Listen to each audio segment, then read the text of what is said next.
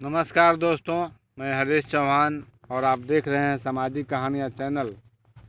दोस्तों, बाबा नागार्जुन द्वारा लिखित संस्मरण का पहला भाग हमने आपको पिछले वीडियो में सुनाया था, जो उन्होंने प्रेमचंद के ऊपर लिखा है। और आज इसका दूसरा भाग मैं आप लोगों के सामने परोसने जा रहा हूँ। और आपसे एक विनती है कि हमारे चैनल को ज़रूर सब्सक्राइब करें और वीडियो को लाइक करें, शेयर करें। और आइए सुनते हैं बाबा नागार्जुन द्वारा लिखित संस्मरण प्रेमचंद का भाग 2। पहले संपादक बाबू संपूर्णानंद असहयोग आंदोलन में गिरफ्तार होकर जेल पहुंच गए थे। मर्यादा को संभालने के लिए किसी सुयोग्य संपादक की आवश्यकता थी। 1922 में जब संपूर्णानंद जी जेल से छूटे तो उन्हें मर्यादा वाला काम मिला, लेकिन बाबू शिव प्रसाद गुप्त प्रेमचंद को छोड़ना नहीं चाहते थे। काशी विद्यापीठ में उन्हें स्कूल विभाग का हेडमास्टर नियुक्त कर दिया। 1930 में प्रेमचंद स्वयं राष्ट्रीय स्वाधीनता आंदोलन में कूद पड़ना चाहते थे। सत्याग्रहियों की कतार में शामिल होकर पुलिस की लाठियों के मुकाबले डटना चाहते थे, लेकिन जेल जाने का उनका मनोरथ अधूरा ही रह गया। पत्नी ने सोचा, कमज़ोर हैं, अक्सर बीमार रहते हैं, मैं तो जेल नहीं जाने दूंगी। सो वे आगे बढ़ी, सत्याग्रही महिलाओं की कतार में शामिल हुई। गिरफ्तार होकर अपने जत्थे के साथ जेल पहुंच गई। प्रेमचंद मन महसूस कर रह गए। मजबूरी थी पर मन में तसल्ली थी। हर परिवार से एक आदमी को जेल जाना ही चाहिए। उन दिनों ये भावना जोर पकड़ चुकी थी। ये दूसरी बात है कि वे कभी गिरफ्तार नहीं हुए, कभी जेल नहीं गए।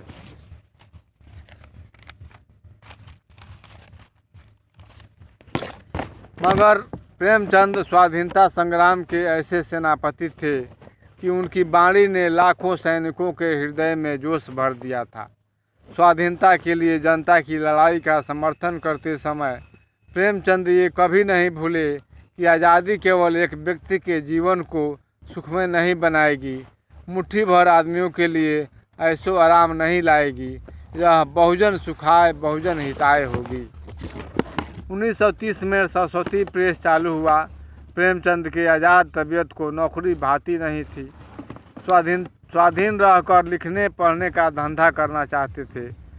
प्रेस खोलते वक्त उनके दिमाग में यही एक बात थी कि अपनी किताबें आप ही छापते रहेंगे। मगर प्रेमचंद अपने प्रेस को वर्षों तक नहीं चला सके। किताबों का प्रकाशन करते वक्त छपाई व बंधाई का खर्चा निकालना मुश्किल था। 1930 तक प्रेस की हालत खराब रही, फिर भी प्रेमचंद का लहू पी पी कर किसी तरह चलता रहा। इसमें जो कुछ कसर थी उसे हंस और जागरण ने पूरा कर दिया। घाटा घाटा और घाटा, कर्ज कर्ज और कर्ज।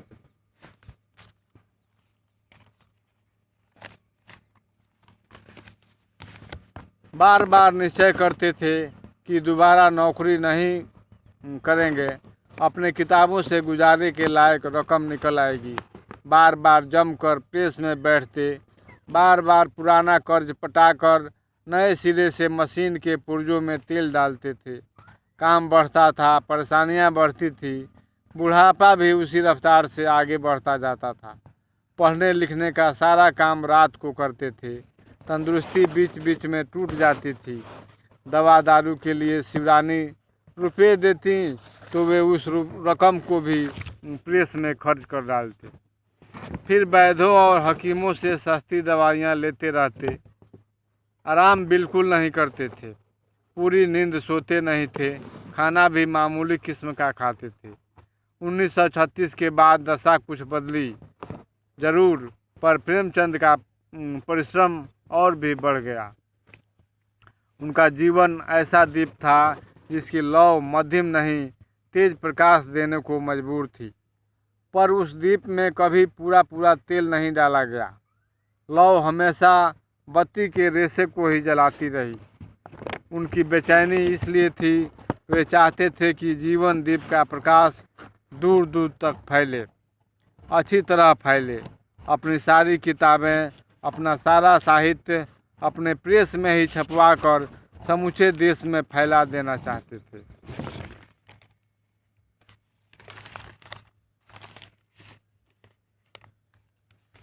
किसानों और मजदूरों, युवकों, विद्यार्थियों, स्त्रियों और अछूतों की दरदराज जिंदगी को आधार बनाकर जो कुछ लिखें, जनता को सजग सचेत बना देने का संकल्प प्रेमचंद के अंदर हिलोरे ले रहा था। अधिक से अधिक लिखते जाना, अधिक से अधिक छपते जाना, अधिक से अधिक लोगों को जागरूक बनाते जाना, शोषण, गुलामी, ढोंग, दंभ, स्वार्थ, रूढ़ी, अन्याय, अत्याचार सबकी जड़ें खोद डालना और